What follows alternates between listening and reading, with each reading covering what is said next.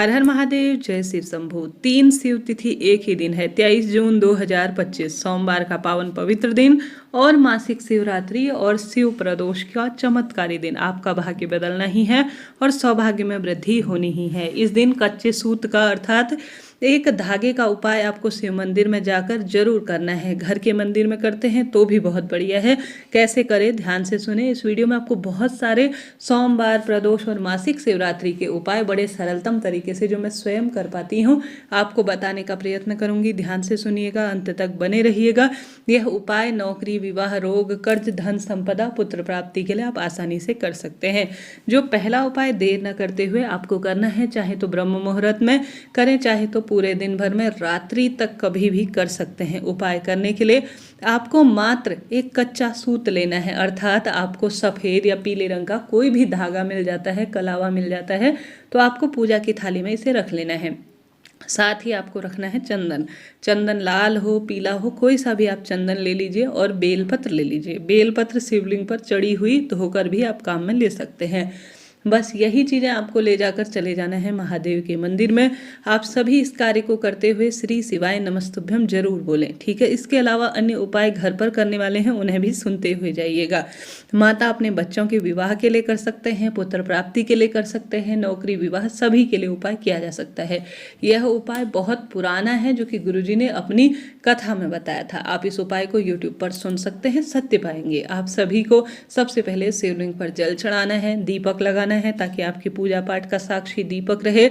उसके बाद आपको नंदी बाबा के पास में बैठ जाना है। कहाँ बैठना है? नंदी के पास में। और आप सभी को बेलपत्र को एक के ऊपर एक, एक के ऊपर एक सभी को रख लेना है, ठीक है। सातों बेलपत्र को आपको अच्छी तरह से जमा देना है, अर्थात अच्छी तरह से रख लेना है। रखने के बाद आप सभी को जो बेलपत्र की डंडी है, उन्हें अच्छी तरह से आपने रख लिया।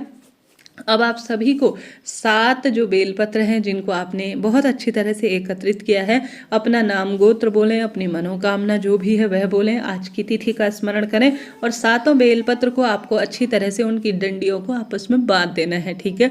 बांधने के बाद आप सभी को जो बेलपत्र है उनमें चंदन लगा देना है, ठीक है। बेलपत्र में आपको अच्छी तरह से बांधना है और सभी पत्तियों में चंदन लगा देना है। यह कार्य आपको नंदी बाबा के पास में बैठकर ही करना है। करने के बाद आप सभी को इन बेलपत्र को, जिनमें आपने चंदन लगाया है, धागा बांधा है अपनी मनोकामना का, आपको इन्हें जो है सबसे पहले माता अशोक सुंदरी के स्थान पर स्पर्श करना है। फिर आप सभी को जो है महागौरी के स्थान पर स्पर्श करना है। स्क्रीन पर देख पा रहे हैं कहाँ है इनका स्थान। फिर आप इसे साधारण सरल तरीके से शिवलिंग पर चढ़ा दीजिए। चढ़ाएंगे तो जो धागा है, जो बेलपत्र की डंडी है, उसका मुख आपकी ओर होना चाहिए, अर्थात आप जहाँ की ओर बैठे हैं वहाँ की ओर डंडी का मुख होना चाहिए, ठीक है। यह उपाय काफ़ी चमत्कारी है। प्राचीनतम समय से ही अलग अलग स्थानों पर मनोकामना का धागा बांधा जाता है और यह जो धागा है, यह सब कार्यों की सिद्धि करता है। आप बेलपत्र की डंडियों में अगर धागा बांधेंगे तो आपकी कामना सिद्ध हो जाएगी। यह उपाय कोई साधारण नहीं है, यह चमत्कारी उपाय है। यह उपाय सिर्फ मासिक शिवरात्रि और प्रदोष के मिलन पर किया जाता है, तो इससे अच्छा मौका कोई होगा नहीं जब इस उपाय को आप कर पाएंगे। 1 रुपया आपका नहीं लगना, परंतु आपको लाभ अनंत मिलेगा। करके देखिएगा, क्या पता महादेव आपके लिए कुछ ना कुछ सोच के रखे हों, आपके कर्म का ही इंतजार कर रहे हों। यह पहला उपाय आपको करना है। बात कर लेते हैं दूसरे उपाय की। दूसरा उपाय बहुत सरल है और आप कर सकते हैं। यह कार्य आप प्रदोष काल में कर सकते हैं, सुबह कर सकते हैं, जब आपके पास समय हो तब करें। एक चावल का दाना, एक अक्षत होता है जिसका फल कभी खत्म नहीं होता, वही चावल का दाना आपको लेना है और एक दीपक लेना है। दीपक में आपको रखनी है 2 बत्ती, ठीक है। एक शिव के नाम की, एक शक्ति के नाम की। तो दीपक में 2 बत्तियां आप रखें और शिव शक्ति का ध्यान करें, अपना नाम गोत्र बोलें, अपनी मनोकामना बोलें। पति पत्नी साथ में मिलकर इस दीपक को लगाते हैं घर के मंदिर में या महादेव के मंदिर में या बेलपत्र पेड़ के नीचे, तो चमत्कार तो होना ही है। अगर आप इन 3 स्थानों में से किसी एक भी स्थान पर, शिव मंदिर, बेलपत्र पेड़ के नीचे, अपने घर पर महादेव के समक्ष पति पत्नी साथ में अगर इस दीपक को लगाते हैं संतान प्राप्ति या हर कामना के लिए, तो वह कार्य होता ही है। शिव और शक्ति के मिलन का महादिन है यह, तो इसमें आपको 2 दीपक रखने हैं। और इसमें चावल का दाना आपको रखना है। शिव शक्ति का स्मरण करते हुए आपको अपनी मनोकामना कहते हुए, अपने कष्ट पीड़ा को कहते हुए, यह एक जो चावल का दाना है जलते हुए दीपक में आपको छोड़ देना है।